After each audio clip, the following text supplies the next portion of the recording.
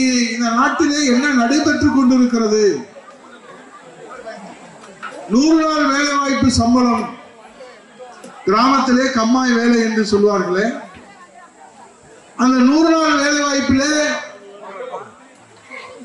6 மாத காலம் சம்பளத்தை வாங்க முடியாத ஒரு கையாளாகாத அரசாக இந்த அரசு ஒரு செயல்படாத அரசாக இருந்தது. 38 நாடாளுமன்ற உறுப்பினர்களை வைத்துக் கொண்டு, முதலமைச்சர் பதவியை வைத்துக் கொண்டு இந்த கம்மா வேலை சம்பளத்தை கூட அவர்களால் வாங்கி தர முடியவில்லை. ஆனால் புரட்சி தமிழர் ஐயா எடப்பாடியார் அவர்கள் தலைநகர் டெல்லி சென்று மாண்புமிகு உள்துறை அமைச்சர் அமித்ஷா அவர்களை சந்தித்து எங்கள் தாய்நாட்டு மக்களுக்கு 100 நாள் கம்மா வேலை சம்பளம் நிலுவையில் இருக்கிறது, அதை உடனடியாக நீங்கள் விடுவிக்க வேண்டும் என்று கோரிக்கை வைத்தார்கள்.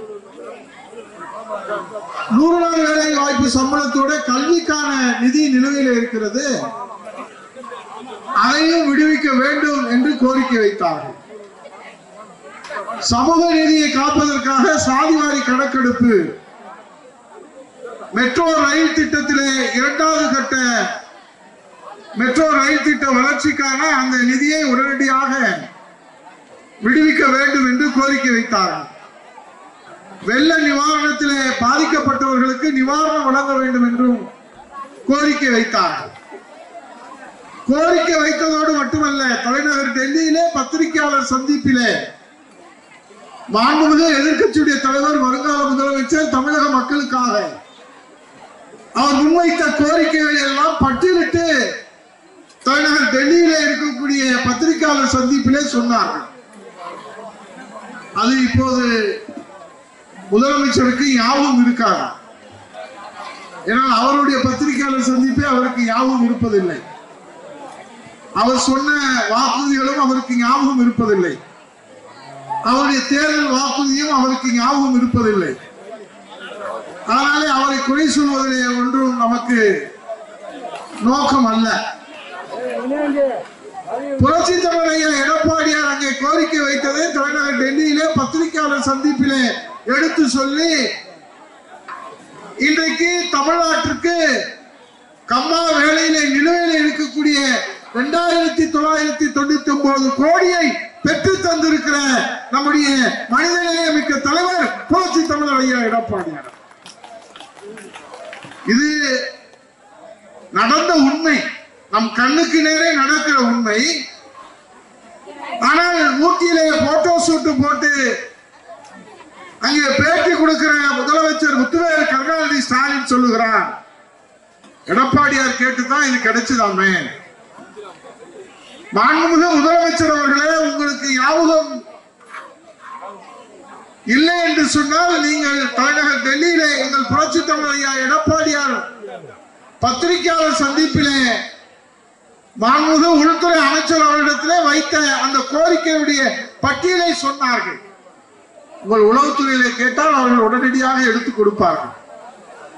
நீங்கள் அதை பார்த்ததற்கு பிறகு சொல்லுங்கள்.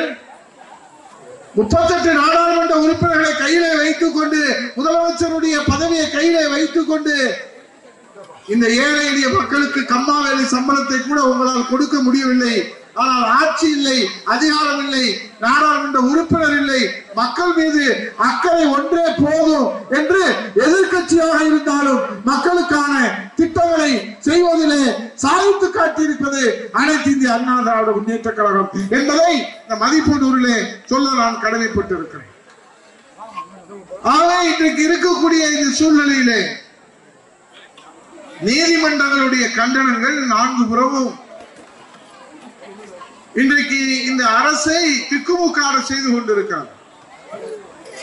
சட்டமன்றம் நடந்து கொண்டிருக்கிற போது 2 அமைச்சர்கள் ராஜினாமா செய்கிறதுக்கு என்ன காரணம்? நிர்வாகத்தை சீர்படுத்துவதற்காகவா, செம்மைப்படுத்துவதற்காகவா? இல்லை. உச்ச நீதிமன்றத்திலே அழுத்தம் கொடுத்ததற்கு பிறகுதான் 2 அமைச்சர்கள் தங்கள் பதவியை ராஜினாமா செய்ய வேண்டிய வேலை. சட்டமன்ற கூட்டத்தொடர் நடந்து கொண்டு கள்ளக்குறிச்சியிலே கள்ளச்சாராய சாவு அதை தடுக்க தவறிய இந்த ஸ்டாலின் திமுக அரசுக்கு உச்ச நீதிமன்றம் உயர் நீதிமன்றம் கண்டனம் தெரிவிக்கிறது. போதைப் பொருள் நடமாட்டத்தை நீங்கள் கட்டுப்படுத்த தவறினாலே, தடுக்க தவறினாலே நாங்கள் குழு அமைத்து அதை தடுக்கக்கூடிய சூழ்நிலை ஏற்படும் என்று மாண்புமிகு நீதி அரசர்கள் இன்றைக்கு இந்த ஸ்டாலின் திமுக அரசுக்கு கண்டனம் தெரிவிக்கின்றார். செய்திகளை உடனுக்குடன் தெரிந்து கொள்ள நமது அம்மா இணையதள தொலைக்காட்சியை சப்ஸ்கிரைப் செய்து அருகில் உள்ள பெல் ஐகான்